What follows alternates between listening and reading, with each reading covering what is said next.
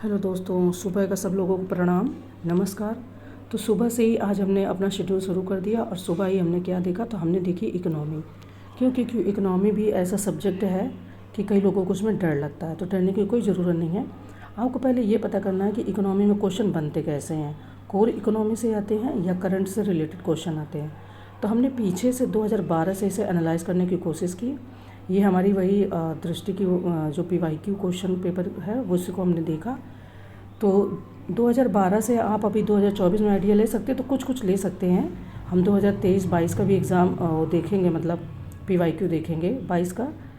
तो ये हमने देखा, तो ज़्यादातर इसमें क्या है, करंट का क्वेश्चन है। कुछ बहुत इकोनॉमी के भी हैं, जैसे बैंकों की स्थापना कब हुई, कौन सी बैंक किस चीज़ को रेगुलेट करती है, और किस आंकड़ों से क्या हुआ, कौन सी योजना है। तो आपको मोटा मोटा करना क्या है, आपको करंट पे बहुत पकड़ बना के रखनी है।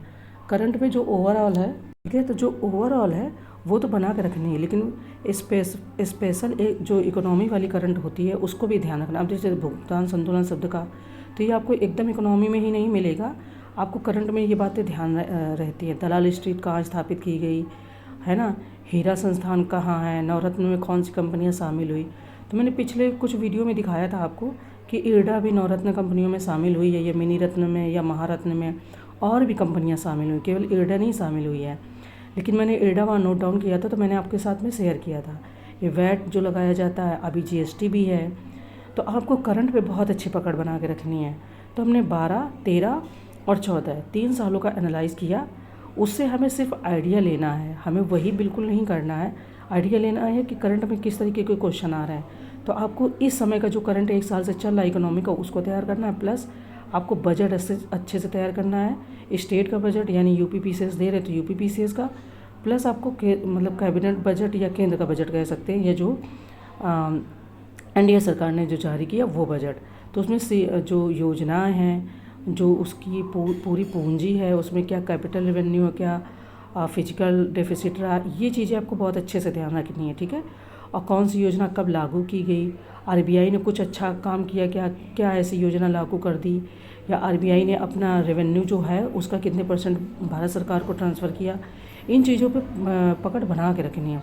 तो इकोनॉमी में आपको बिल्कुल भी मुश्किल नहीं आएगी, कोई समस्या नहीं आएगी, क्योंकि प्योर इकोनॉमी जो कोर इकोनॉमी बोलते हैं वो तो आपने GS में पढ़ी होगी ना कहीं से, बुक से पढ़ी होगी, कोई क्लास लिया होगा, तो वो आपकी वहाँ से तैयार हो जाएगी।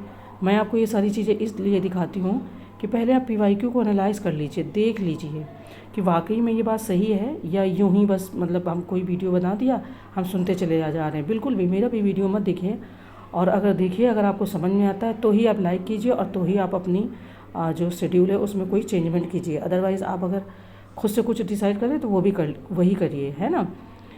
तो ये हमने देखा, पहले क्या होता था कि दोनों पेपर में इकोनॉमी दे देते थे, ठीक है, 2012-13 में, क्योंकि मैंने दो जगह देखा है क्वेश्चन को, पर उससे कोई दिक्कत नहीं है। हमें इकोनॉमी की क्वेश्चन की समझ बनानी है।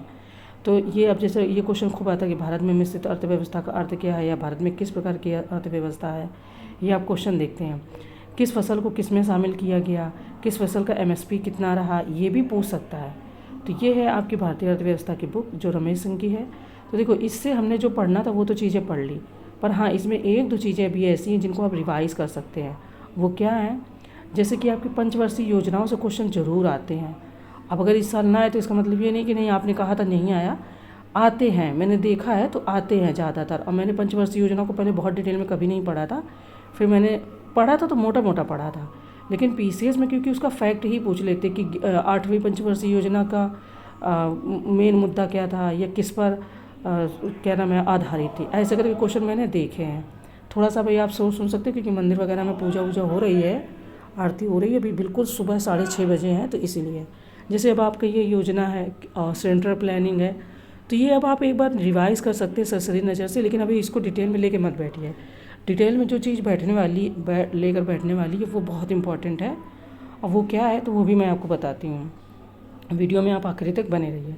जैसे ये इंक्लूसिव ग्रोथ की बात होती रहती है ना, और योजनाएं हैं, तो इनको अभी आप केवल रिवाइज़ कर लीजिए, बाकी आप पकड़ बनाइए। ये 1 ईयर का करंट अफेयर देखिए, तो हमने क्या किया है कि हमने 1 ईयर करंट अफेयर के नोट्स बना लिए हैं।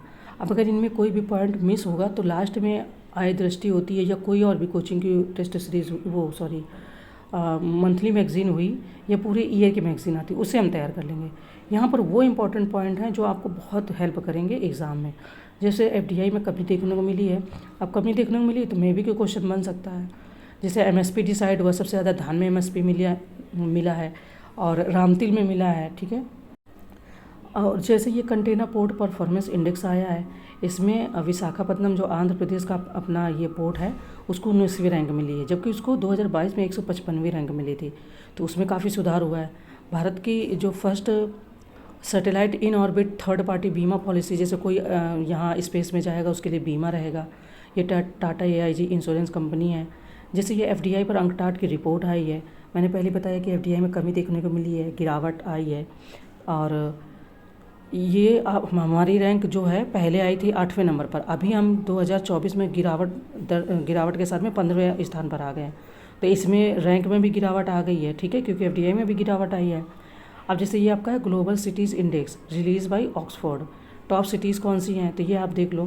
तो ये वो करंट अफेयर है इकोनॉमी का जिससे क्वेश्चन बनते हैं।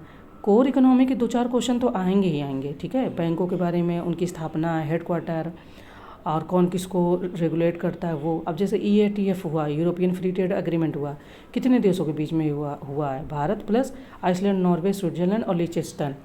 तो ये भी मतलब इम्पॉर्टेंट है आपका। और जैसे कोई भी एग्रीमेंट होता है तो उसमें भी क्वेश्चन आते हैं, जो इंपॉर्टेंट एग्रीमेंट होते हैं तो उनमें आते हैं। ये आपका नीति आयोग की इंडेक्स है, तो इसको नीति आयोग भी रिलीज़ करता है और इसको वैश्विक स्तर पर UNDP प्लस OPGI भी करता है। इसमें यूपी में सबसे ज़्यादा गरीबी कम हुई है और आपकी 2013-14 में काफ़ी गरीबी थी 29.17%, उसमें भी काफ़ी कमी देखने को मिली है। अच्छा, जो नीति आयोग इंडेक्स यूज़ करता है वो आपके 12 करता है और ये 10 करता है, तो ये इंपॉर्टेंट है। मिलेंगे नेक्स्ट वीडियो में, थैंक यू।